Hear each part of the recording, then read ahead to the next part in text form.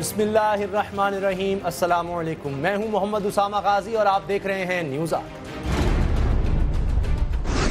नया chief justice आते ही इमरान खान धांधली के पोल खुलवाने सुप्रीम कोर्ट पहुंच गए। उधर पंजाब में भी मुस्लिम लीग नून के साथ पंजा आजमाई की तैयारी है।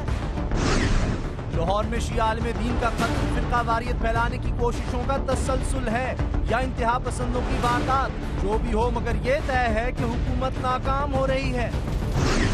पाकिस्तानी मीडिया से मायूस, पाक फौज को भारतीय प्रोपेगेंडे का मुकाबला करने के लिए एक टीवी चैनल दरकार है जो झूठ पर झूठ बोले। ये हुई ना बात।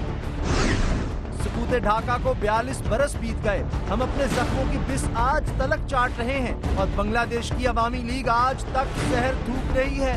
आह मुल्ला अब्दुल कादिर।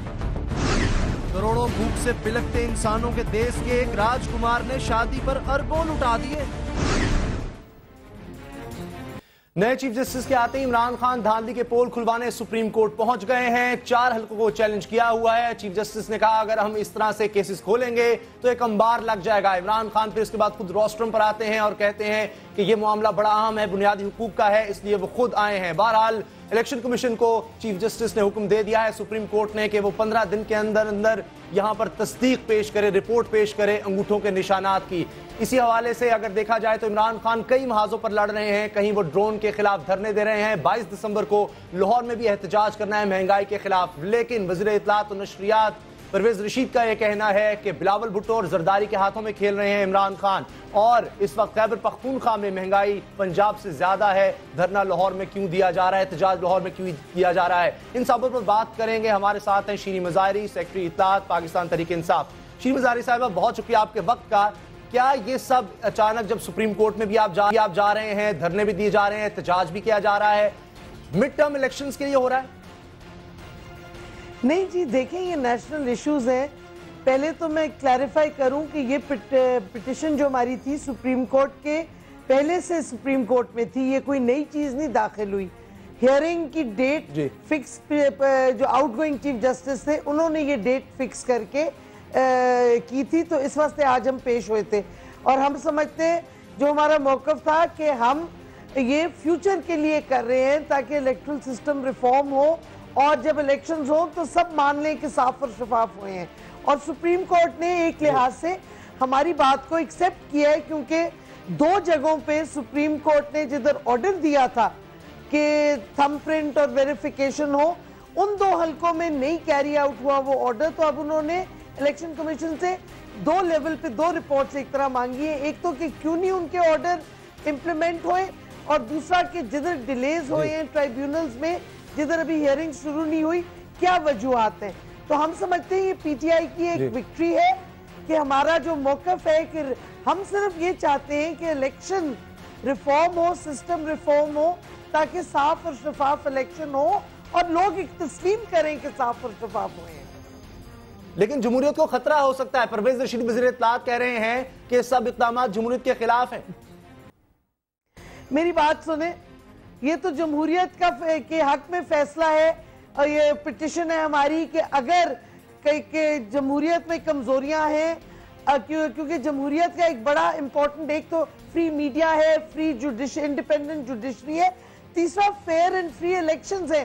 तो जमहूरियत को मजबूत आप कैसे करेंगे जब इलेक्शंस ही रिग्ड होंगे। तो मैं समझती हूँ, लेकिन चीफ जस्टिस साहब आज खुद कह रहे थे कि अगर हमने फैसला सुना दिया तो एक अंबार लग जाएगा। मुस्लिम लीग नून के रहनुमा आज प्रेस कॉन्फ्रेंस करके कहते हैं कि हम भी हल्के चैलेंज कर देंगे, जिसमें शफकत महमूद साहब जीते, शेख रशीद जीते, इमरान खान। तो ये तो तमाम फिर जो केसेस हैं वो खोलने पड़ेंगे।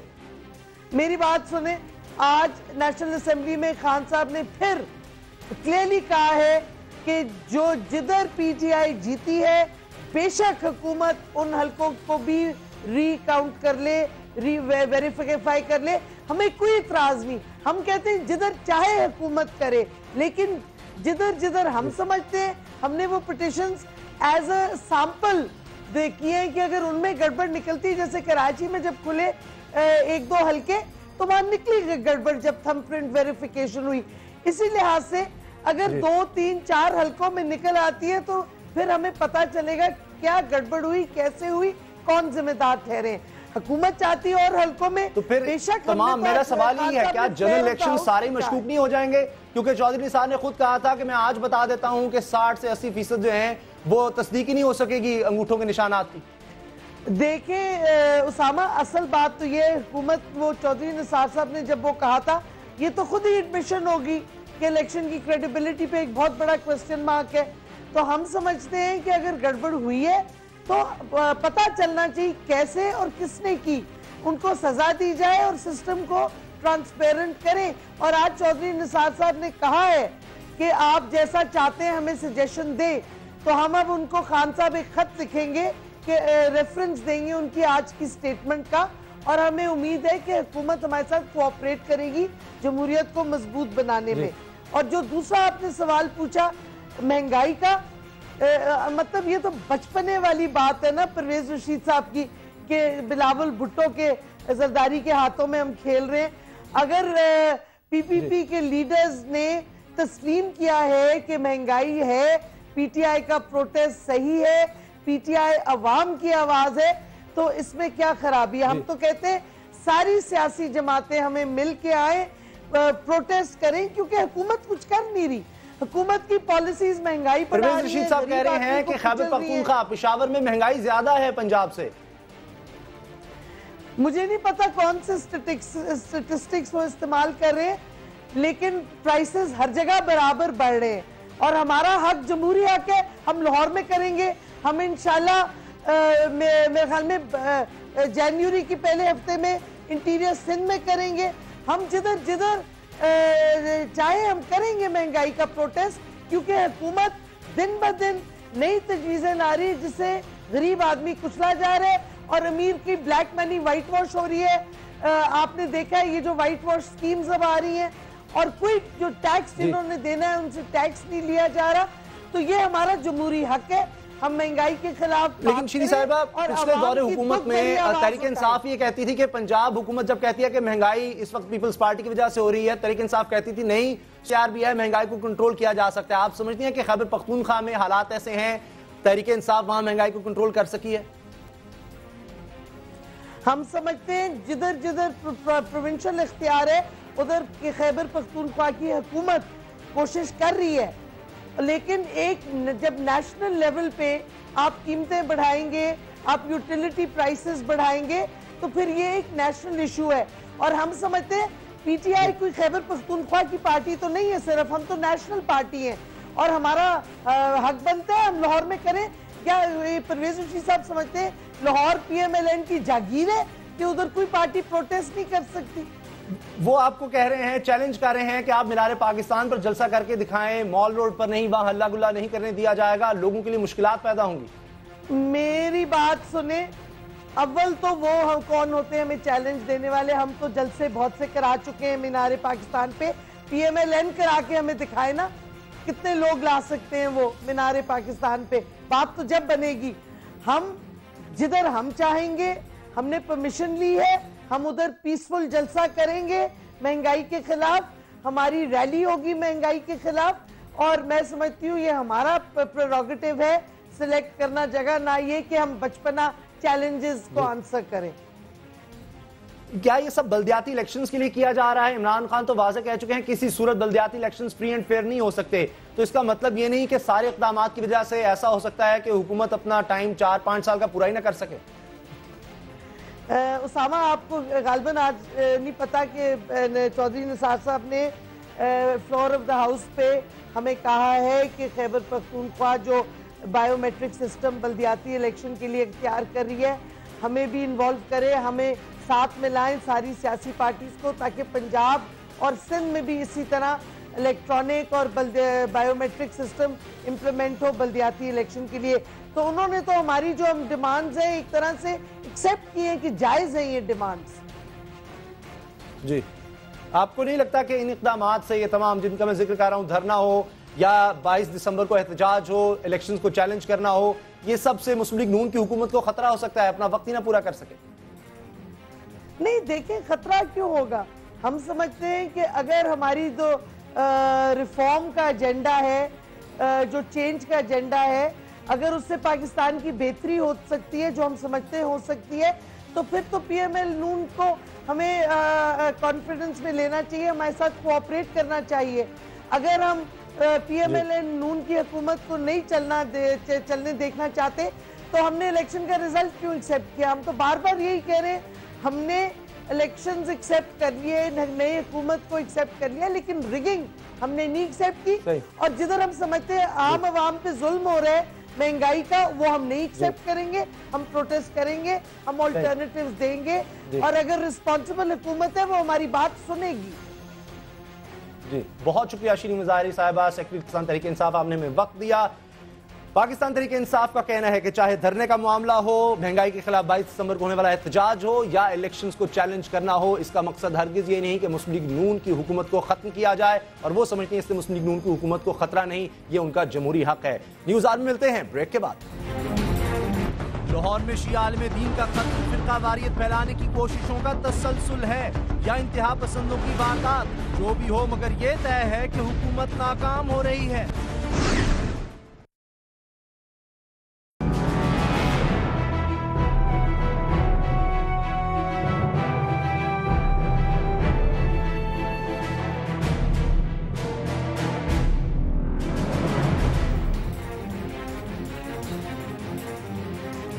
लाहौर में वहदतुल मुस्लिमीन के रहनुमा और मारूफ जाकिर अल्लामा नासिर अब्बास मुल्तानी की टारगेट किलिंग फिरका वारियत फैलाने की कोशिशों का तसलसल है। अल्लामा नासिर अब्बास को एफसी कॉलेज के करीब उस वक्त निशाना बनाया गया जब एक मजलिस में शिरकत के बाद वापस जा रहे थे। लाहौर में फिरका वाराना टारगेट किलिंग की दूसरी वारदात है। पहली वारदात में जमात अहले सुन्नत वल जमात के मौलाना शमसुर रहमान मुआविया को निशाना बनाया गया था। हैरत अंगेज बात यह है कि दोनों वारदातों में बड़ी मुमासलत पाई जाती है, यानी दोनों वारदातों का स्टाइल बिल्कुल एक जैसा है। मौलाना शमसुर रहमान पर उस वक्त कातलाना हमला हुआ जब वो नमाज जुम्मा पढ़ाकर वापस जा रहे थे। उन पर भी मोटरसाइकिल सवारों ने ही हमला किया। इस वाकये में शमसुर रहमान मुआविया का ड्राइवर बिल्कुल उसी तरह महफूज रहा जैसे अल्लामा अब्बास के ड्राइवर को कोई नुकसान नहीं पहुंचा, यानी दोनों वारदातों में कातिलों ने सिर्फ अपने टारगेट पर गोलियां बरसाई। इस मुमासलत से अंदाजे लगाए जा रहे हैं कि दोनों वारदातों में कोई तीसरी कुव्वत है, ऐसी कुव्वत जो फिरका वारियत की आग भड़काना चाहती है। हकीकत यह है कि साने रावलपिंडी के बाद यह कुव्वत ज्यादा सरगर्म हो गई है। जरा मुलाहिजा कीजिए, 15 नवंबर को रावलपिंडी का साने हुआ, इस वाक़े के बाद 3 दिसंबर को कराची में मौलाना दीदार हुसैन जलबानी पर हमला हो गया। इसी रोज कराची में तबलीगी जमात के 3 अरकान को निशाना बनाया गया। 6 दिसंबर को मौलाना शमसुर रहमान टारगेट किलिंग की भेंट चढ़े, तो 15 दिसंबर को अल्लामा नासिर अब्बास मुल्तानी, यानी एक वारदात शिया उलमा के खिलाफ हुई तो दूसरी में सुन्नी मकतबा फिक्र के अफराद को निशाना बनाया गया। इस साजिश का जिक्र पिछले दिनों कराची पुलिस के चीफ शाहिद हयात के लबों पर भी था। इनमें कई के हैं वो सेक्टेरियन, हमें नहीं लगते कि वो शायद सेक्टेरियन है। हमारा ख्याल ये है कि जी वो सेक्टेरियन फ़ज़ा को ख़राब करने के लिए, सेक्टेरियनिज़म को भड़काने के लिए शायद ये केसेस किए गए हैं। अल्लाह ना करे कि ऐसा हो, मगर खदशा ये जाहिर किया जा रहा है कि कातिल अब किसी सुन्नी आलिम को निशाना बनाएंगे। सवाल यह है कि क्या उलमा हजरात इस साजिश को समझ रहे हैं और इस आग को भड़कने से रोकने के लिए अपना किरदार अदा करेंगे? इस फिरका वारियत के पीछे कौन है, इसी पर बात होगी हमारे पाकिस्तान उलमा काउंसिल के चेयरमैन अल्लामा ताहिर अशरफी। ताहिर अशरफी साहब, आपको क्या लगता है कौन है इसके पीछे? बिस्मिल्लाहिर्रहमानिर्रहीम। देखिए उसामा साहब, बात बड़ी क्लियर है कि जो कोई भी इसके पीछे है, इस्तेमाल तो वो हमारे लोगों को कर रहा है, इस्तेमाल तो हम उसके हाथों में हो रहे हैं। और उलमा क्या कर सकते हैं? उलमा ने ज़ाब्ता इखलाक बनाए, अभी फिर उस ज़ाब्ता इखलाकों को दोबारा पेश किया। अकाबरीन उम्मत बैठे, मौलाना नूरानी, शाह अहमद नूरानी, अल्लामा साजिद नकवी, मौलाना ज़ियाउल कासमी, मौलाना समीउल हक, मौलाना फजलुर रहमान, अब दोबारा हम बैठे और आप देखें कि 32 जमातों ने, जिनमें मुस्लिम लीग नवाज भी शामिल है, उस ज़ाब्ता इखलाक को मुल्क के अंदर नाफिज करने और उस पर अमल दरामद करने का मुतालबा भी कर दिया। अब बताइए, उलमा यही कर सकते हैं कि ये गलीज नारे, ये गलीज तकरीरें और ये जो जिसकी वजह से फसाद बनता है वो ये चीजें हैं। जब वो चीजें खत्म कर दी जाएंगी, उस मूजी को खत्म कर दिया जाएगा जिसकी वजह से ईजा है, तो मैं समझता हूं उन हाथों को, जो हाथ इन सब वाकयात के पीछे है, उन हाथों को भी हमारे लोगों को इस्तेमाल करते हुए कोई मुश्किल पेश आएगी। लेकिन जब तक हम इन चीजों को खत्म नहीं करेंगे, खा वो शिया, खा वो सुन्नी, खा कुफर के नारे हो, खा तबर्रा हो, असहाब रसूल की बेहुरमती हो या अहले बैत की बेहुरमती हो, इसको रोकने के लिए हमें कोई कानून बनाना होगा, कोई ज़ाब्ता बनाना होगा। और दूसरी बात, जब तक हम मुजरिमों को नहीं लटकाएंगे, आज एक बात जो बेहतर हुई है वो ये है कि हमें वजीर दाखिला साहब नजर आए हैं कि वो कुछ एक्टिव है। मैं समझता हूँ वजीर आला पंजाब को भी इसी तरह एक्टिव होना चाहिए, उनको सामने आना चाहिए, क्योंकि उलमा के पास इख्तियार नहीं है, इख्तियार है हुकूमत के पास। उलमा गरीब तो यही कर सकते हैं। कानून तो पहले भी मौजूद है, क्या इसका मतलब है उस पर अमल नहीं हो रहा? बेहुरमती अगर की जाती है, इश्तियाल अंगेज तकरीरें होती हैं, लिटरेचर मौजूद है, तो हुकूमत सो रही है, कुछ नहीं इस पर करती, यही वजह है? देखिए सर, अगर हो रहा होता तो कोई तो हमें नजर आता कि किसी ने कोई ऐसी गलीज तकरीर की है, तबर्रा किया है, तकफीर का नारा लगाया है, तो उस पर कोई FIR हुई हो, उसके ऊपर कोई पर्चा दर्ज हुआ हो, किसी ने कानून को तोड़ा है तो उसको पकड़ा गया हो। ये वादे तो बड़े हैं, ये हम रोज सुनते हैं आधी हाथ। खुदा के लिए वो आधी हाथ इस्तेमाल भी तो हो जाए, वो कब इस्तेमाल होंगे? और दूसरी बात है, मैं ये आपके प्रोग्राम की विसातत से ये बात कहना चाहता हूँ कि इस वक्त शिया और सुन्नी क़यादत जो है उसको इस बात का एहसास है। अभी देखिए चंद दिन पहले पाकिस्तान उलमा कौंसिल ने सबको इकट्ठा किया, अब हम 23 तारीख को गुजरावाला में सारों को इकट्ठा कर रहे हैं। इन हालात में जबकि लाशें गिर रही है, खून बह रहा है, उलमा मज़हबी कुव्वतें आपस में बैठ रही है। हम इस्लामाबाद में अल्लामा साजिद नकवी, प्रोफेसर साजिद मीर, मौलाना समीउल हक, हम सारे लोग, मुफ्ती मुनीबुर रहमान साहब पिछले हफ्ते भी इकट्ठे बैठे हैं। लेकिन मैं समझता हूं कि अब वक्त आ गया है कि हुकूमत अपनी जिम्मेदारी पूरी करे, इन मुजरिमों को पकड़ा जाए, खा वो कोई भी है, खा वो शिया है या सुन्नी। लेकिन वज़ीर आज़म ने तो कहा कि लाउड स्पीकर का गलत इस्तेमाल नहीं होने देंगे। ये सब बातें यकीन दहानी उन्होंने करवाई थी साने रावलपिंडी के बाद। तो इसका मतलब है जब आप हुकूमत से कहते हैं, उनके सामने रखते नहीं ये सब कुछ हो रहा है, कुछ सबूत नहीं उनके सामने रखते, ये सब किया जा रहा है, गलत इस्तेमाल हो रहा है, इसको आप रोकें। देखिए मैं आपको अर्ज करूं साबा भाई, रोज इंटेलिजेंस एजेंसियां रिपोर्टें भेज रही है किस जुलूस में क्या हो रहा है, किस जलसे में क्या हो रहा है, किस मुजाहरे में क्या हो रहा है, कहाँ क्या नारा लग रहा है, कहाँ क्या तकरीर हो रही है, कहाँ क्या तबर्रा हो रहा है, कहाँ किस मकतबा फिक्र को क्या कहा जा रहा है। ये सारी चीजें रोज पता चल रही है, ज़राए अबलाग से भी पता चल रही है, इदारों से भी पता चल रही है। अब वक्त आ गया है कि एक्शन किया जाए और इससे पहले कि यहाँ 96 वाले 95 वाले हालात पैदा हो और फिर ये किसी के बस में ना रहे और रोज हम लाशें उठाएं। ये लाशें, ये खून जो है ये गिरना बंद होना चाहिए। और मैं समझता हूँ आज हमने एक वफद भेजा था हॉस्पिटल में भी और कसरे बतूल में भी, शिया क़यादत को भी, सुन्नी क़यादत को भी एक दूसरे के गम में, एक दूसरे के मामलात में अब आगे बढ़कर शरीक होना चाहिए, ताकि वो कुव्वतें जो इस मुल्क को फिरका वाराना तशद्दुद की बुनियाद पर और इस मुल्क को नफरत की बुनियाद पर जो है आग लगाना चाहती है, उनको नाकामी हो। लेकिन मैं समझता हूँ असल मसला उसी वक्त हल होगा जब हुक्मरान जो है, हुकूमत जो है वो जागेगी और एक ऐसा कानून लाए कि कोई भी हो जो गलीज तकरीर करता है, तहरीर लिखता है, उसको लटकाया जाए, जो गलीज नारा लगाता है उसको अल्लामा साहब, क्या ये भी सच नहीं है कि मीडिया में आके सबके सामने आकर जब उलमा इकट्ठे बैठते हैं तो मुजम्मत भी की जाती है, ये भी कहा जाता है हम इकट्ठे हैं, लेकिन फिर जाकर अपने अपने जलसों में जाते हैं, तकरीर अपने लोगों के दरमियान करते हैं, ऐसे लोग मौजूद हैं, फिर कुफ्र के फतवे दे देते हैं वहां जाकर। देखिए उसामा साहब, यही तो अलमिया है, यही तो रोना है, यही तो हम कहते हैं कि अगर वो दो चेहरों वाले लोग जो मीडिया पे कुछ कहते हैं, बाद में कुछ कहते हैं, अपनी निजी मजलिसों में कुछ कहते हैं और सड़क पे कुछ कहते हैं, हुकूमत के पास कुछ कहते हैं और अपने लोगों के पास कुछ कहते हैं, उनको पकड़िए ना, बेनकाब कीजिए ना, वो आपके सामने है। क्या जलसों की स्पेशल ब्रांच और CID और बाकी इदारे जो है रिपोर्ट नहीं देते? हमने माजी में ये किया हुआ है, माजी में इस सूबा पंजाब में लोगों पर पर्चे भी हुए हैं, लोग अंदर भी हुए हैं, तबर्रा करने पर, गलीज तकरीरें करने पर, नारे लगाने पर। काश के हुकूमत ये सोच ले कि यहाँ जो मुनाफिकाना अंदाज इख्तियार किए हुए लोग हैं अब उनको नहीं चलने देना। हाँ, उनका ताल्लुक किसी भी मकतबा फिक्र से हो और वो दहशतगर्द जिनका ताल्लुक किसी भी गिरोह से हो, हाँ वो सिपाही मोहम्मद हो, लश्कर जंगवी हो, हाँ वो लश्कर मेहदी हो, कोई भी हो उसको पकड़ के लटकाना है। अगर तो ये करेंगे तो मामला हल होगा, लेकिन अगर यूरोपीय यूनियन से ताल्लुकात के लिए सजाए मौत ही मुअख्खर किए रखेंगे तो फिर अल्लाह ही हाफिज है।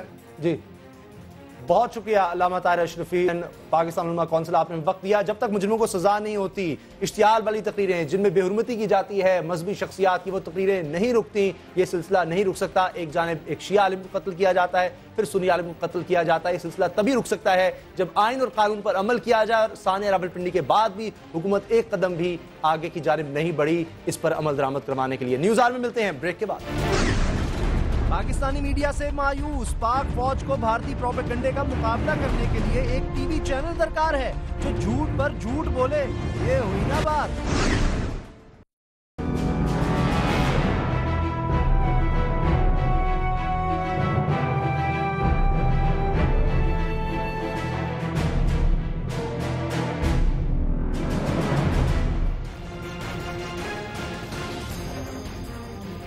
पाकिस्तान की मुसल्लह फौज भारत की मीडिया यलगार पर सख्त तशवीश मुब्तला हो चुकी है। पाक फौज की ग्रीन बुक में सिफारिश की गई है कि पाक फौज का एक टीवी चैनल होना चाहिए ताकि पाकिस्तानी माशरे में भारतीय टीवी चैनल्स की बढ़ती हुई पजीराई का तदारुक किया जा सके।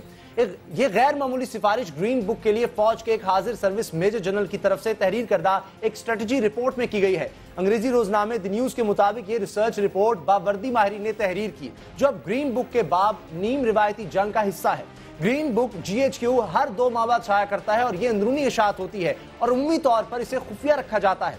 258 सफात पर मुश्तमिल ग्रीन बुक के पेश लफ्ज में साबिक army chief general Ishfaq Pervez Kayani ने लिखा, इस प्लेटफॉर्म पर कौमी सलामती के दानिशवराना तसव्वुर को ठोस शक्ल दी जाती है। इस किस्म के एक रिसर्च रिपोर्ट में पाकिस्तानी मीडिया को दिलचस्प हिकमत अमली अपनाने का मशवरा दिया गया है, यानी कि झूठ को बार बार दोहराया जाए, एक तरफा खबरें चलाई जाएं और जानिबदाराना तस्वीर शाया की जाएं ताकि जनूबी एशिया के 2 जौहरी हमसायों में मुस्तकबिल में होने वाली जंगों के दौरान भारतीय मीडिया का मुकाबला किया जा सके। मेजर जनरल मोहम्मद आजम आसिफ जो एक इन्फेंट्री डिवीजन के कमांडर हैं ने भारतीय टीवी चैनल्स और अखबारात की पजीराई का मुकाबला न करने पर पाकिस्तानी मीडिया पर तनकीद करते हुए इस बात की सिफारिश की है कि फौज का एक टीवी चैनल और रेडियो स्टेशन भी होना चाहिए ताकि भारतीय प्रोपेगेंडे का तोड़ हो सके। मेजर जनरल आजम आसिफ ने दावा किया कि अवाम में पाकिस्तानी मीडिया की साख नहीं है, इसी बिना पर अवाम किसी बहरान या अहम मौके पर ऑल इंडिया रेडियो, BBC या भारतीय सैटेलाइट चैनल से रुजू करने पर मजबूर है। 1971 की जंग का हवाला देते हुए मेजर जनरल आजम आसिफ ने लिखा कि भारतीय मीडिया का बुनियादी मकसद दुश्मन को नफ्सियाती तौर पर शिकस्त देना और अखलाकी तौर पर कमजोर करना था। मेजर जनरल आजम आसिफ की ग्रीन बुक के लिए तहरीर करदा रिपोर्ट में कहा गया है कि हमारे दुश्मन ने बेहतर, ज्यादा मीडिया पावर और रसूख हासिल कर लिया है और इसका अपने फवायद के लिए बेहतरीन तरीके से इस्तेमाल कर रहा है। बेशुमार टीवी चैनल्स और IT में काबिल कदर तरक्की की बिना पर भारत ने इलेक्ट्रॉनिक मीडिया में पाकिस्तान पर मुकम्मल बालादस्ती हासिल कर ली है। इसलिए उन्होंने पाकिस्तानी मीडिया और पाकिस्तान आर्मी के दरमियान मुशावरती इजलास पर जोर देते हुए कहा कि अगर कौम में जारियत के मुकाबले का जज्बा नहीं है तो फिर वो आज़ादी के तहफ़्फ़ुज़ की ख्वाहिश नहीं कर सकती। रिपोर्ट में कहा गया है कि मुस्तकबिल की जंगों में हमारे मीडिया को सिर्फ नफ्सियाती ऑपरेशन ही नहीं करना पड़ेगा बल्कि इसे अवाम और फौज के दरमियान पुल का भी किरदार अदा करना पड़ेगा। इस रिपोर्ट में 1998 की कारगिल जंग में होने वाली पाकिस्तानी शिकस्त की वजह भी भारतीय फौजियों की बहादुरी की तारीफ पर मबनी मीडिया मुहिम थी जिससे पाक फौज का जंगी जज्बा तबाह हुआ। ग्रीन बुक में कारगिल जंग की शिकस्त का जज्बा तज्जिया करते हुए पाकिस्तान के मीडिया को मुल्जिम ठहराया गया और कहा कि भारतीय मीडिया का मुकाबला किए बगैर ही हथियार डाल दिए गए। दूसरी तरफ भारतीय मीडिया ने अपने फौजियों का हौसला बढ़ाने के लिए जुनून पैदा कर दिया। ग्रीन बुक में मजीद कहा गया कि पाकिस्तान ने कारगिल की चोटियों से पिसपाई बहुत ज्यादा जानी नुकसान, अंदरूनी दबाव और फौजियों के हौसले पस्त होने की वजह से इख्तियार की। पाकिस्तानी मीडिया कारगिल जंग में भारतीय मीडिया के हमले का तदारुक रोकने में नाकाम रहा। पाकिस्तानी मीडिया में अपने फौजियों का हौसला बढ़ाने और भारतीय प्रोपेगेंडे का दिफा करने के लिए जारहाना अंदाज अपनाने और मरबूत मनसूबाबंदी का फुकदान था। द न्यूज के मुताबिक ब्रिगेडियर उमर फारूक ने ग्रीन बुक में लिखा है कि भारतीय एजेंसी रॉ ZTV को फंडिंग करती है और अपने मकासद के लिए इस्तेमाल करती है। भारतीय ड्रामों में हिंदू मुस्लिम दोस्ती दिखाई जाती है। इस सब से पाकिस्तान के अंदर 2 कौमी नजरिया भी कमजोर पड़ रहा है। इसमें कितनी हकीकत है, इसी हवाले से हम बात करेंगे। सियाकार, एंकर पर्सन, कॉलम नवीस जनाब हामिद मीर हमारे साथ हैं। हामिद मीर साहब, क्या वाकई एक चैनल पाकिस्तानी फौज का भी होना चाहिए? भारतीय प्रोपेगेंडे का मुकाबला सिर्फ इसी तरह किया जा सकता है? देखिए उसामा साहब, 2 बातें हैं। पहली बात तो ये है कि अगर 1971 में पाकिस्तान में मीडिया आज़ाद होता और आप मौजूद होते और दीगर प्राइवेट TV चैनल्स मौजूद होते तो पाकिस्तान कभी भी ना टूटता। और दूसरी बात यह है कि जो 1998 की का जिक्र किया आपने इस हवाले से कि कारगिल की जो लड़ाई थी उसमें भारतीय फ़ौज इसलिए जीत गई कि उसका मीडिया जो है वो उसकी हौसला अफजाई कर रहा था। तो भाई 1998 में भी पाकिस्तान में प्राइवेट टीवी चैनल्स नहीं थे। हाँ, हम अखबार में काम करते थे, लेकिन उस वक्त हमें जनरल राशिद कुरैशी साहब ये कहते थे कि कारगिल में पाकिस्तानी फ़ौज नहीं लड़ रही, मुजाहिदीन लड़ रहे हैं। तो अगर हमें राशिद कुरैशी साहब ये बताते कि वाकई वहाँ पे पाकिस्तानी फ़ौज लड़ रही है तो आप यकीन करें कि हम उनकी ज़रूर हौसला अफजाई करते। अब जो आपने सवाल किया है कि क्या पाकिस्तानी फ़ौज के पास कोई अपना टीवी चैनल होना चाहिए, तो देखें इसका अगर हम ऑब्जेक्टिवली एनालिसिस करें तो दुनिया के कई तरक्की याफ्ता ममालिक में जो मिलिट्री है, मिलिट्री के पास अपने टीवी चैनल्स मौजूद हैं। जैसा कि यूनाइटेड स्टेट्स जो है वहाँ पे एक पेंटागन चैनल है, फिर उनका एक और चैनल है, उसका नाम है मिलिट्री चैनल। इसके अलावा भी कुछ चैनल्स हैं। इंग्लैंड जो है बरतानिया, वहाँ पे जो ब्रिटिश फोर्सेस न्यूज़ के नाम से एक टीवी चैनल भी है और रेडियो भी है। इसी तरह कैनेडियन आर्म्ड फोर्सेस का भी अपना एक टीवी चैनल है। तो मेरा एक ख्याल है कि अगर पाकिस्तान आर्मी ये समझती है कि उसे एक अपने टीवी चैनल की ज़रूरत है तो इसमें कोई हर्ज नहीं है, उनको अपना टीवी चैनल ज़रूर चलाना चाहिए, लेकिन बिल्कुल उसी तरह जिस तरह के अमेरिका का मिलिट्री चैनल चलता है, जिस तरह के बरतानिया का मिलिट्री चैनल और रेडियो चलता है, जिस तरह के कनाडा और दीगर ममालिक में चलते हैं। और ये जो पाकिस्तान आर्मी का टीवी चैनल अगर वो चलाना चाहते हैं तो उसको वो खुद चलाएं, यानी कि वो टीवी चैनल उसी तरीके से चलाया जाए जिस तरह के बाकी दुनिया के ममालिक की फ़ौजें अपने टीवी चैनल और रेडियो चलाती हैं। ये ना हो कि जनाब वो फ़ॉरेन पॉलिसी इश्यूज़ जो हैं और जो सियासी मामलात हैं उस पर भी वो प्रोग्राम करें, क्योंकि अगर पाकिस्तान आर्मी अपना टीवी चैनल चलाना चाहती है और उसके पास ऐसे वसाइल हैं तो बिल्कुल करें, इससे बहुत अच्छा है, इससे बड़ा फ़ायदा होगा। क्योंकि पाकिस्तान के मुख्तलिफ इलाकों में फैली हुई जो फ़ौज है वो इंटीग्रेट हो जाएगी और आप को आम टीवी चैनल्स पे इतना टाइम नहीं मिलता, तो आप अपनी जो वॉर हिस्ट्री है, अपने जो आपके वॉर हीरोज़ हैं उसके बारे में आप प्रोग्राम कर सकते हैं। फिर फ़ौज के अंदर जो अमेरिका का टीवी चैनल है अगर आप उसमें देखें तो उसमें आजकल वो कैंपेन चल रही है जो पेंटागन चैनल है कि सेक्सुअल असॉल्ट जो है, जो अमेरिकी फ़ौज के अंदर जो ख़वातीन हैं उनके ख़िलाफ़ जो सेक्सुअल असॉल्ट की शिकायतें आ रही हैं तो उस पर काबू पाने के लिए वो अपना टीवी चैनल इस्तेमाल कर रहे हैं। तो पाकिस्तान आर्मी भी अपने डिसिप्लिन को इम्प्रूव करने के लिए, अपनी प्रोफेशनल कैपेबिलिटी को इम्प्रूव करने के लिए एक टीवी चैनल बना सकती है, लेकिन इसके लिए ज़रूरी है कि वो टीवी चैनल सिर्फ प्रोफेशनल बुनियादों पर हो, वो किसी गैर मुल्की ताकत के ख़िलाफ़ या भारत के ख़िलाफ़ या अमेरिका के ख़िलाफ़ प्रोपेगेंडा करने का उसको हक नहीं होना चाहिए, क्योंकि ये फॉरेन पॉलिसी जो है, ये फॉरेन पॉलिसी इशू है और फॉरेन पॉलिसी जो है वो इलेक्टेड गवर्नमेंट का मैंडेट है, वो फ़ौज का मैंडेट नहीं है। आपको लगता है आइंदा कोई इस तरह का अगर खुदा न खास्ता कोई वाक़या होता है, कोई जंग होती है, कारगिल जैसा वाक़या होता है, फ़ौज का अपना चैनल होगा, उससे बेहतरी आएगी? क्योंकि जो पाकिस्तानी चैनल अब तक काम किया है उससे तो मायूसी का इजहार किया गया है। देखिए, अगर फ़ौज के कुछ अफसरान जो हैं उनको पाकिस्तानी चैनल्स पे मायूसी है तो ये उनकी एक ज़ाती राय हो सकती है, लेकिन उसामा साहब मुझे याद है कि जब मुंबई अटैक्स हुए थे 26/11, तो मुंबई अटैक्स के कुछ अरसे के बाद ISI हेडक्वार्टर में एक ब्रीफिंग हुई थी जिसमें उस वक्त के DG ISPR general Athar Abbas और DG ISI general Ahmed Shuja Pasha मौजूद थे और मेरे समेत बहुत से एंकर्स को वहाँ पे बुलाया गया था। और उस वक्त जनरल पाशा साहब जो हैं उन्होंने पाकिस्तानी मीडिया को बड़ा खराज तहसीन पेश किया था और कहा था जी आप बहुत ज़बरदस्त काम कर रहे हैं, लेकिन वो जो उनकी ब्रीफिंग थी उसमें एक थोड़ा सी कंट्रोवर्सी क्रिएट हो गई, क्योंकि जनरल पाशा साहब ने यह भी कह दिया, एक तरफ हमारी तारीफ़ की, साथ ही साथ ये भी कह दिया कि मौलवी फजलुल्लाह और बैतुल्लाह मसूद पाकिस्तान की फ़र्स्ट लाइन ऑफ डिफेंस हैं। तो इससे कंट्रोवर्सी क्रिएट हो गई थी। लेकिन माजी में हमने देखा है कि कभी हमारे जो फ़ौजी क़यादत है वो खुश हो जाती है टीवी चैनल से, कभी वो नाराज़ हो जाती है। तो ये अगर हमारी फ़ौज कोई अच्छा काम करती है तो टीवी चैनल्स हमेशा उसको, उस फ़ौज के अच्छे काम को प्रमोट करते हैं। कहीं पे अगर उनको शिकायत होती है, कहीं पे सुप्रीम कोर्ट में मिसिंग पर्सनस का मामला आ जाता है तो फिर टीवी चैनल्स को वो भी हाईलाइट करना पड़ता है, क्योंकि ये नहीं हो सकता कि पाकिस्तान की जो आला अदालतें हैं वहाँ पे ISI और मिलिट्री इंटेलिजेंस के बारे में डिस्कशन हो रही है और टीवी चैनल उसको बिल्कुल ब्लैकआउट कर दें। तो अगर पाकिस्तान आर्मी अपना टीवी चैनल लाना चाहती है तो बिल्कुल ले आए, लेकिन ये तवक्को ना करे कि पाकिस्तान आर्मी का जो टीवी चैनल आएगा तो उसके बाद अगर उसके बाद भी अदालतों में इंटेलिजेंस एजेंसीज के बारे में कोई डिस्कशन होगी या कोई मुकदमात दायर होंगे और फिर उनकी समाअत होगी तो उसकी खबर जो है वो बाकी टीवी चैनल तो देंगे, शायद पाकिस्तान आर्मी का टीवी चैनल ना दे।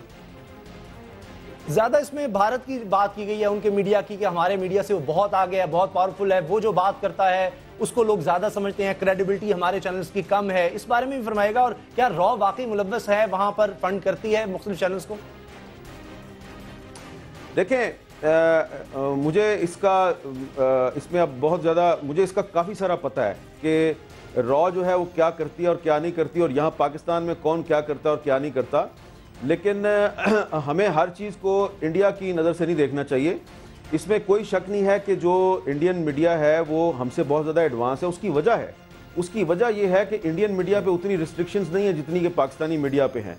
इंडियन मीडिया जो है वो मकबूजा जम्मू कश्मीर में उस पर पाबंदियाँ हैं, कुछ जो नेक्सलाइट्स मूवमेंट्स के ज़रिए असर इलाके हैं वहाँ पे उस पर पाबंदियाँ हैं, लेकिन ओवरऑल इंडियन मीडिया पे इतनी ज़्यादा पाबंदियाँ नहीं है। हम बज़ाहिर पाकिस्तानी मीडिया को बहुत आज़ाद समझा जाता है, लेकिन हमारा हाल आप देख लें कि हमारे यहाँ तो रोज़ाना पाकिस्तानी सहाफ़ी कत्ल होते हैं और उनके आज तक कातिल पकड़े नहीं जाते, और हमारे बहुत से टीवी चैनल्स के जो मालकान हैं वो धमकियों के बायस पाकिस्तान से भाग गए हैं और पाकिस्तान से बाहर बैठे हुए हैं। बहुत से टीवी चैनल्स के जो एंकर्स हैं उनको रोज़ाना धमकियाँ मिलती हैं, और इस वक्त भी जो हमारे अरबाब इख्तियार हैं और ख़ास तौर पर वो लोग जिनको अब ये ख्याल आ गया कि उनका अपना टीवी चैनल होना चाहिए, उनको पता है कि कौन से टीवी चैनल का कौन सा अहम आदमी धमकियों की वजह से पाकिस्तान छोड़ के चला गया है। तो पहले आप पाकिस्तान का जो मीडिया है उसको पूरी तरह आज़ादी दें, और पाकिस्तान का जो मीडिया है उसके अंदरूनी मामलात में मुदाखलत करना बंद करें, फिर आप आज़ादी भी मांग सकते हैं। वैसे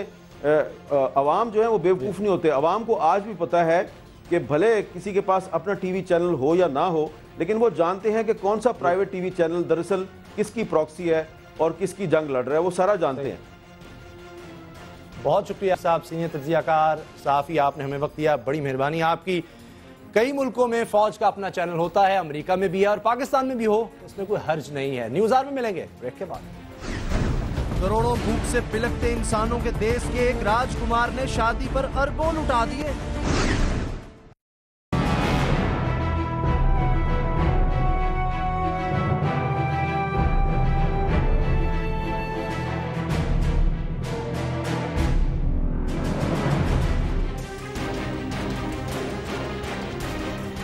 आज 16 दिसंबर है, वो जो सुकूत मर्ग बंगाल में तारी हुआ, अगर कोई कहता है कि अब नहीं रहा तो गलत है।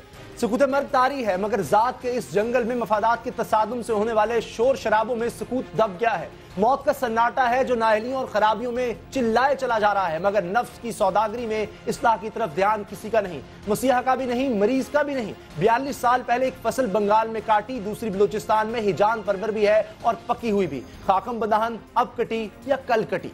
जिनके जबड़ों को मालो सरबत ऐश व इशरत पर बरमाले कौम लगी है, वो जमीन के आखिरी टुकड़े तक यूं ही मस्त व बेखुद रहेंगे। 42 साल पहले जो मसलूब हुए अपने थे, उन पर टूटने वाली क़यामतों का हिसाब किसी ने लगाया, ना ही कोई लगाएगा। ये अपनी फितरत ही नहीं। हमदुरमान कमीशन भाड़ में गया। 2 मई का सानिया जस्टिस जावेद इकबाल कमीशन की नजर, गर्ज कुछ सीखने की चाह ही नहीं और कुछ सिखाने का हौसला किसी रहनुमा में नहीं, बस कुर्सी चाहिए कुर्सी। गलती नवाब लियाकत अली खान की थी, अयूब की या याहिया की मालूम नहीं, बस गर्दन हाथ में भुट्टो की आई और दस्ते कातिल बना शेख मुजीब का। मगर तब तदबीर साजों ने मुक्ति बानी को बज़ोर क़ुव्वत तय करने का फैसला किया। मुमकिन हो ये फैसला गलत हो, मुमकिन है मुक्ति बानी वाले राह हक पर ना हो, मगर यह तो तय है कि बंगालियों ने मुक्ति बानी वालों का भारतीय फरेब पाकिस्तानी हुक्मरान तबके की नफरत में कबूल किया। मुल्ला अब्दुल कादिर ने जो किया वो पाकिस्तान की मोहब्बत में किया। ये भुट्टो भी जानते थे, इसलिए बांग्लादेश बनने के बाद सिविल लोगों पर मुकदमा ना चलाने का मुआहदा बांग्लादेश के साथ किया। हसीना बाजिद इक़्तिदार की चक्की में इस मुआहदे को पीस गई। रद्द-ए-अमल आएगा बंगालियों की खैर के वो हमारे भाई हैं, मगर सितम यह है कि इस दौर का मुसलमान दूसरे मुसलमान को कभी गद्दार कहकर कत्ल करता है, कभी काफिर कहकर सर तन से जुदा करता है। लेकिन दुख तो यह है कि आज कौमी असम्बली में अब्दुल कादिर मुल्ला को बांग्लादेशी अदालत की तरफ से दी जाने वाली सजाए मौत के खिलाफ करारदाद तशवीश की मुखालफत पीपल्स पार्टी और MQM ने की। जमात इस्लामी की नफरत में एक जुल्म का साथ देना बेशक काबिल अफसोस है, लेकिन वजीर दाखिला का रद्द-ए-अमल दुरुस्त था। 16 दिसंबर सन 1971 तक उसकी पाकिस्तान के साथ वफादारी की बात करता हूं। 16 दिसंबर के बाद वो और जमात इस्लामी बांग्लादेश, उन्होंने बांग्लादेश के साथ वफादारी निभाई। वो बांग्लादेश के आज़ादी और खुद मुख्तारी के अलमबरदार थे। पीपल्स पार्टी के स्टार बुचानी का कहना था कि क्या अब्दुल कादिर मुल्ला ने बंगालियों का कत्ल नहीं किया। जवाब है कि जंग जदल में कत्ल ही होते हैं और ये अंदाजा कभी नहीं लगाया जा सकता कि ज्यादती किस तरफ से हुई। जंग का सीधा सा उसूल है कि जो जीत जाए वही हक पर और हर जुर्म शिकस्त खुर्दा के नाम। मगर अब्दुल कादिर मुल्ला तो हारी हुई सिपाह का एक प्यादा था। इस जुर्म की सजा उनकी बुरी हड्डियों को 42 साल बाद देकर बांग्लादेश की एक जमात ने अपने इंतकाम की आग को ठंडा करने की कोशिश की है। मगर सवाल है कि हमने क्या किया है। एक मुदाफियाना तर्ज अमल और माजरती रवैया, अमेरिका के आगे भी उसी तरह का और बांग्लादेश के सामने भी वही। पाकिस्तान के दफ्तर खारजा और हुकूमत ने कम अज कम बांग्लादेशी सफीर को ही तलब करके एहतजाज करने की रस्मी कार्रवाई तक क्यों ना की। और कौमी असम्बली ने भी करारदाद मजम्मत मंजूर करने की जुर्रत करने के बजाय करारदाद तशवीश पर ही इत्तिफाक किया। इस पर बात होगी। हम बात करेंगे फरीद पराचा से, जमामी के मरकजी रहनुमा है, उन्होंने हमें ज्वाइन किया। फरीद पराचा साहब, बहुत शुक्रिया आपका। ये जो कहा जा रहा है कि मुल्ला अब्दुल कादिर क्या कातिल नहीं थे, पीपल्स पार्टी, MQM, हम इस बात पर भी मुत्तफिक नहीं हो सके। जी बिस्मिल्लाहिर्रहमानिर्रहीम, ये एक बहुत ही तारीखी वाकया है कि पाकिस्तान की सालमियत और बका के लिए और मुतहिदा पाकिस्तान रखने के लिए किसी जमात ने कुर्बानियां दी और अपने आप को कुर्बानियों के लिए पेश किया। जो लोग आज तनकीद कर रहे हैं उन्हें तो वतन के लिए कुर्बानी देने की कभी तौफीक नहीं आती। लेकिन यह फैसला कोई आसान फैसला नहीं था। यहां पर लहू देना था, भारत का मुकाबला करना था। उसकी 5 लाख फौज वहां पे दाखिल थी और उन्होंने ये कर गुजरे सिर्फ इस्लाम और पाकिस्तान की मोहब्बत के अंदर। और फिर उसके बाद इसके अंदर कोई वाकया वो नहीं है कि कहीं पर कोई इंसानी हकूक की खिलाफवर्जी इनकी तरफ से हुई हो। सारी इस तारीख के हकाइक को झुठलाया जाता है कि वहां तो उर्दू बोलने वालों का कत्लेआम हुआ, वहां तो लोगों को जो है वो पाकिस्तान के शहरियों को जो उस वक्त मगरबी पाकिस्तान के थे उनको कत्ल किया गया। और फिर बांग्लादेश बनने के बाद जमात इस्लामी और इस्लामी जमीयत तलबा और अलबदर और अशमस के लोगों को कत्ल किया गया। और मुकदमे तो उन पे होने चाहिए थे, लेकिन बाहमी तौर पे ये तय हो गया और ये भुट्टो साहब ने किया और शिमला मुआहदे में भी हुआ कि कोई किसी दूसरे के खिलाफ मुकदमे नहीं चलाएंगे। और ट्रिब्यूनल आलमी जो है वो आलमी सतह के बनते हैं जंगी क्राइम के। कोई ये नहीं है कि आप 2-4 जो है वो कठपुतलियों को बिठा दें। अब वह जितना जराइम जो है वो मुजीबुर रहमान और उनकी पार्टी ने किए हैं, कहीं वो भी तो आने चाहिए कि भारत की फौज को बुला के लाए हैं और भारत को भी तो कहीं कटहरे में खड़ा करना चाहिए कि एक आजाद मुल्क पे उसने हमला किया। आज जनरल मानक शाह की किताब हो, AW चौधरी की हो, कर्नल शरीफों का हक दैलम की हो, शर्मिला बोस की हो, हर एक ये पुकार के कह रही है कि भारत ने इंतहाई आलमी तमाम कवानीन की धजियां बखेरी और आज हमारे हुक्मरानों को। फरीद पराचा साहब, मुझे हमें ज्वाइन किया इम्तियाज गुल साहब ने, दिफाई तजियाकार है, मैं उनसे भी बात करना चाहता हूं। इम्तियाज गुल साहब, जो पीपल्स पार्टी MQM का मौक़िफ़ है वो कहां तक दुरुस्त है? गलतियां हुई हैं लोगों से वहां पर और उनको सजा देना क्या बांग्लादेश का हक था? उन्होंने सही किया या इलेक्शन स्टंट है सब? देखिए, मैं समझता हूँ कि बुनियादी तौर पे कि हमें तारीख़ में मुंजमद होके नहीं रहना चाहिए। मौलाना साहब के साथ जो कुछ हुआ बांग्लादेश में, वो बांग्लादेश का एक दाखिली मामला है और इसमें मेरा ख़्याल है न सिर्फ पीपल्स पार्टी और MQM बल्कि पाकिस्तान के और बहुत सारे हलके भी यही कहेंगे कि ये बांग्लादेश का दाखिली मामला है। हमें पाकिस्तान के अंदर इस वक्त जो आग भड़की हुई है, जो सुलग रही है बलूचिस्तान में, खैबर पख्तूनख्वा में, फाटा में, हमें उसकी फ़िक्र करनी चाहिए, न कि एक ऐसे मामले की जिसका ताल्लुक़ बराह रास्त पाकिस्तान से नहीं है। अब अच्छी ठीक है, हो सकता है जो कुछ 1971 में या उससे कुछ पहले हुआ, उस वक्त पाकिस्तान की फ़ौज, पाकिस्तान जमात इस्लामी और कई दूसरे पाकिस्तानी हलके शायद उनके एक मुत्तफ़िक़ा सोच थी भारतीय जारहियत के हवाले से और शेख मुजीबुर रहमान के हवाले से। लेकिन मेरा ख्याल है 40 बरस का अरसा गुजर गया है, उनको आप अपने मामलात खुद तय करने दें। हमें अपने मुल्क के अंदर देखना चाहिए कि वो लोग जो कि जमात इस्लामी के साथ हैं, वो लोग जिनकी हमदर्दियाँ जमात इस्लामी के साथ या वो लोग जिनके साथ जमात इस्लामी खुद हमदर्दी रखती है, जो पाकिस्तान के लिए मसला बने हुए हैं, आया उनसे पाकिस्तान निपटने की पोजीशन में है या नहीं। और मुझे ये समझ नहीं आती कि पार्लियामान में इस किस्म की करारदाद पेश करके वज़ीर दाखिला क्या हासिल करना चाहते थे, हुक्मरान जो जमात है वो क्या हासिल करना चाहती थी। खुदारा इस मुल्क पे इनको रहम करना चाहिए, आवाम पे जो कि इस वक्त महंगाई की आग में सुलग रहे हैं, मिलिटेंसी की आग में सुलग रहे हैं, उस पर तवज्जो देनी चाहिए। फरीद राजा साहब, ये बातें भी तो दुरुस्त हैं, गलतियां हुई। अशम्स अल बदर का जिक्र किया जाता है कि उन्होंने कत्ल गारतगरी की, इसीलिए शायद ये सब कुछ हो रहा है। और इस वक्त जो हुक्मरान जमात है वो ये कर रही है। देखिए, ये किसके कहने पे ये जो है वो आप कह रहे हैं कि जनाब अल बदर और अशम्स ने किया है। उस वक्त के जितने भी हमारे फौजी थे, जितने भी उस वक्त के आलमी मुबस्सिर थे, उनकी रिपोर्टें पढ़ रहे, कहीं कोई वाकया ऐसा नहीं हुआ। और मैं ये अर्ज करता हूं, अभी ये बात जो है वो हमारे तजिया निगार साहब फरमा रहे हैं कि बलोचिस्तान की फिक्र करें, वहां की फिक्र करें। आज बलोचिस्तान की फिक्र करते हुए जो वहां फौज का साथ देंगे, क्या वो कल गद्दार कहलाएंगे? क्या उनके मामले को भी दाखिली मामला कहा जाएगा? यानी कोई तो खुदा का खौफ करें, कोई इस मुल्क पर रहम करें। आप किस तरह से, लेकिन ऐसा क्यों फरीद राजा साहब, अगर हम देख रहे हैं दर्जनों लोग अगर मुझे इसका जवाब देने दें उसामा, मैं इसका जवाब देता हूं। लेकिन वहां पर लोग पाकिस्तान से नफरत करने वाली जमात को वोट देते हैं। वहां जो है वो पाकिस्तान, वो हसीना वाजिद खुद उनके साथ मिलकर इलेक्शन लड़ती रही है, वह उन्होंने उसके आईन को तस्लीम किया है। मेरे पास बिल्कुल आखिरी चंद सेकंड है। फरीद राजा साहब, माफी चाहता हूं, इम्तियाज गुल साहब आप कुछ फरमाना चाह रहे हैं? इंडियन फार्मूला है। मैं सिर्फ ये कहना चाहूंगा कि अगर बलूचिस्तान के फौजी, मैं सिर्फ ये कहना चाहूंगा कि किसी भी मुल्क में फौजी ऑपरेशन हल नहीं होता है, ना ही फौजी हिकमत अमली का साथ देना हल होता है। बुनियादी तौर पर ये सियासी कुव्वतों का, आप मेरी बात तो पूरे हो रहे थे ना, आप यही रवैया आप लोगों ने वहां भी इख्तियार किया, भी इख्तियार किया है, दूसरे की आप बात पूरी नहीं होने देते हैं।